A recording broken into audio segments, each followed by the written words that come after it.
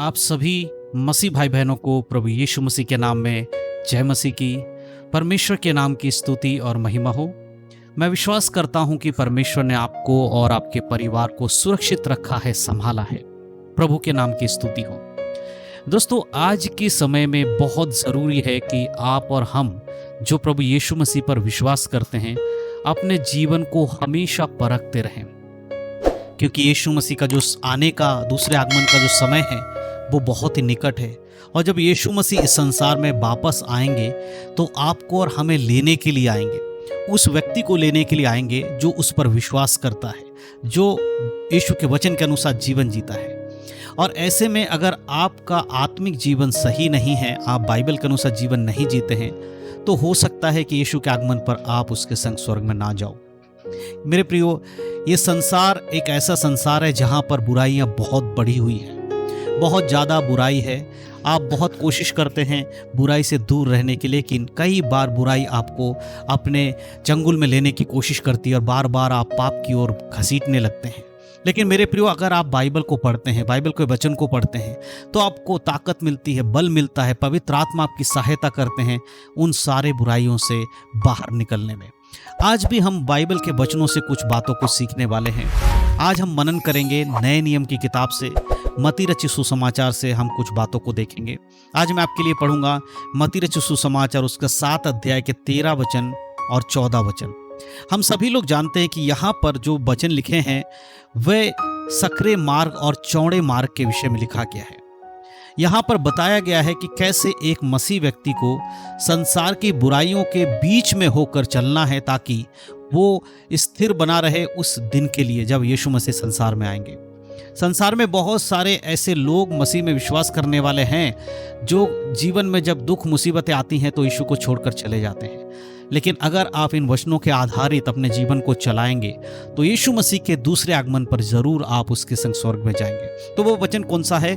हम पढ़ेंगे मत्ती रचित सुसमाचार, उसका 7 अध्याय के 13 वचन। यहाँ पर इस प्रकार से लिखा है, सकेत फाटक से प्रवेश करो, क्योंकि चौड़ा है वह फाटक और सरल है वह मार्ग जो विनाश को पहुंचाता है, और बहुत से हैं जो उससे प्रवेश करते हैं।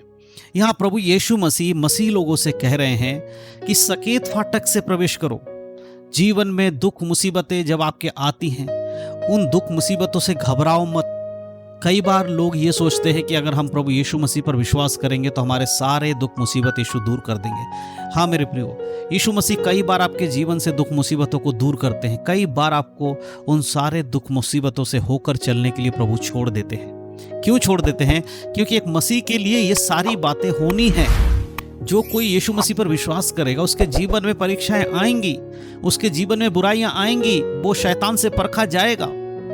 लेकिन प्रभु क्या कहता है कि सकेत फाटक से ही तो प्रवेश करना है, कठिनाइयों में से भी होकर चलना है, तभी आप एक अंतिम जो जीवन है स्वर्ग का उसमें प्रवेश कर पाओगे। लेकिन बहुत सारे लोग जो हैं, जब जीवन में परेशानियां आ जाती हैं, मुसीबत आ जाती हैं, बीमारियां आ जाती हैं, परिवार में कलेश आ जाता है, परीक्षाएं आ जाती हैं, वो घबरा जाते हैं।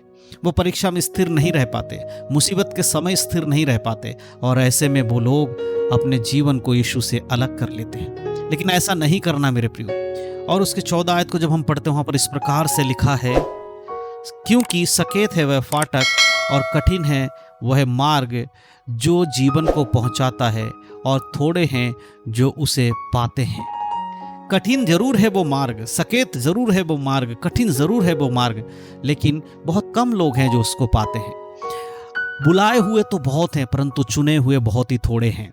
ये वचन आपने कई बार सुना होगा कि प्रभु में बुलाए हुए लोग बहुत हैं, लेकिन चुने हुए लोग थोड़े हैं। आज मसीह कहलाने वाले लोग भरे हुए हैं, कलीसियाओं में जाने वाले लोग भरे हुए हैं, लेकिन क्या हर व्यक्ति जो कलीसिया में जाता है वो स्वर्ग में जाएगा? ऐसा जरूरी नहीं है। स्वर्ग में केवल वही जाएगा जिसने यीशु के वचन के अनुसार जीवन जिया हो, जो आज यीशु को अपने उद्धारकर्ता के रूप में मानता हो। उसके जीवन में कोई भी मुसीबत, परेशानी, दिक्कत, बीमारी, उलझन कुछ भी आए, वो घबराता नहीं है। वो प्रभु पर विश्वास करता है, प्रार्थना करता है कि परमेश्वर उसके जीवन में हर एक परेशानियों से उसको निकाले।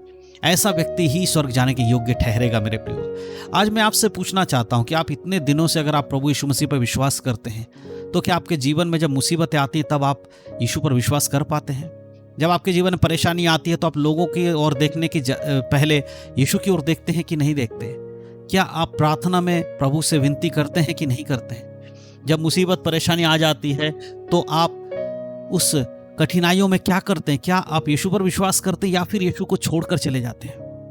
मैं ऐसे बहुत सारे लोगों को जानता हूँ, मैंने देखा है, मैंने सुना है, जो बीमार थे या परेशानी में थे तब उन्होंने यीशु मसीह को अपने उद्धारकर्ता के रूप में ग्रहण किया, आए चर्च में और उन्होंने प्रार्थना कराया और वो चंगे हो गए। लेकिन मेरे प्रियो, उसके बाद जब उनके जीवन में चंगाई आई और फिर से वो यीशु मसीह पर जब विश्वास करने लगे, कुछ दिन बाद उनके जीवन में फिर से प्रॉब्लम्स आई, दिक्कतें आईं और उन्होंने यीशु मसीह को छोड़ दिया। जब उनको चंगाई नहीं मिली दोबारा, उन्होंने यीशु मसीह को छोड़ दिया।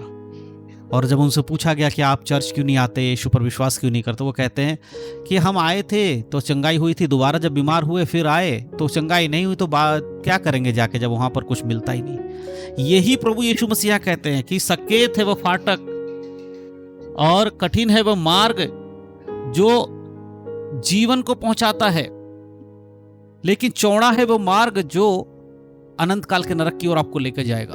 और बहुत सारे लोग हैं जो उसकी ओर जा रहे हैं। आज हर कोई यीशु मसीह पे विश्वास कर रहा है या करना चाहता है क्योंकि वो कुछ पाना चाहता है, यीशु से चंगाई पाना चाहता है, छुटकारा पाना चाहता है, बीमारी से दूर रहना चाहता है। लेकिन बहुत कम ऐसे लोग हैं जो यीशु मसीह पर इसलिए विश्वास करते हैं कि वो चंगाई मिले चाहे ना मिले, उन्हें स्वर्ग जाना है, उनकी आत्मा को उन्हें उद्धार करना है, वो यीशु के दूसरे आगमन पर उसके संग जाना चाहते हैं। क्या आपका विश्वास है इस प्रकार का? क्या आप सकरे मार्ग से प्रवेश करना चाहते हैं या फिर आप भी चौड़े मार्ग की ओर जा रहे हैं, संसारिक बातों में मन लगा रहे हैं? आज बहुत सारे लोग चर्च भी जाते हैं, दुनियादारी के कामों को भी करते हैं। आज बहुत सारे लोग खुद को मसीह भी कहते हैं और बाकी सारी चीज़ें जो संसार करता है वो भी करते हैं।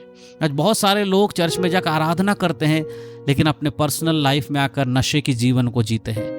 बहुत सारे लोग खुद के नाम के आगे मसीह लगाते हैं लेकिन संसारिक बातों में व्यभिचार कर रहे हैं। ये सारे कामों को करने वाले लोग क्या स्वर्ग जाएंगे? केवल मसीह का नाम लगा देने से या चर्च चले जाने से आप स्वर्ग जाएंगे ऐसा बाइबल नहीं कहती है। बाइबल कहती है जो उस पर विश्वास करेगा उद्धार उसी का होगा, जो वचन के अनुसार चलेगा उद्धार उसी का होगा, अन्यथा किसी का उद्धार नहीं होगा। मेरे प्रियो, आज का ये वचन हमें यह याद दिला रहा है कि क्या हमारा जीवन उस सकरे मार्ग पर है या नहीं है जिसके लिए परमेश्वर ने हमें चुना है। अगर हाँ, तो हमारे जीवन में मुसीबतें आए, बीमारियां आए, परेशानियां आए, हम घबराएंगे नहीं, हम यीशु को छोड़कर नहीं जाएंगे, हम परमेश्वर के मार्ग से हटेंगे नहीं। हम परेशानी के समय में भी परमेश्वर से विनती करेंगे, प्रार्थना करेंगे और प्रभु से कहेंगे, हे पिता तू हमारी सहायता कर, हमें सही मार्ग पे चला। अगर आपका विश्वास भी इस प्रकार है मेरे प्रियो, तो आप भी यीशु के वचन में चलने के वाले व्यक्ति हैं। आइए मैं प्रार्थना करता हूँ। सर्वशक्तिमान पिता परमेश्वर, मैं इन लोगों के लिए प्रार्थना करता हूं जो इस समय आज के वचन को सुन रहे, इस वीडियो को देख रहे हैं। प्रिय जनों को पिता परमेश्वर मैं आपके बलवंत हाथों में समर्पण करता हूं। इनके जीवन में आपकी महिमा और स्तुति हो प्रभु। अपना अनुग्रह दे पिता परमेश्वर।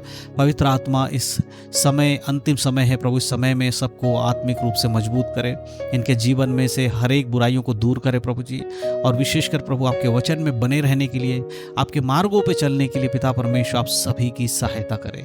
धन्यवाद पिता, आपके आगमन के लिए हम सबको तैयार करें। जितने लोग प्रार्थना सुन रहे हैं उनको आशीष दे, जो प्रार्थना कर रहे हैं उन्हें भी आशीष दे पिता परमेश्वर। और सारा आदर महिमा देते इस छोटी सी विनती को अपने उद्धार करता आपके प्रिय पुत्र यीशु के नाम से मांगते हैं, सुनकर कबूल कर हमारे स्वर्गीय पिता। और सबने कहा आमीन। परमेश्वर के नाम की स्तुति और महिमा हो। इन सारे वचनों के द्वारा परमेश्वर आप सबको आशीष दे। यीशु में बड़े उद्धार में बने रहें, यीशु मसीह के नाम में आमीन।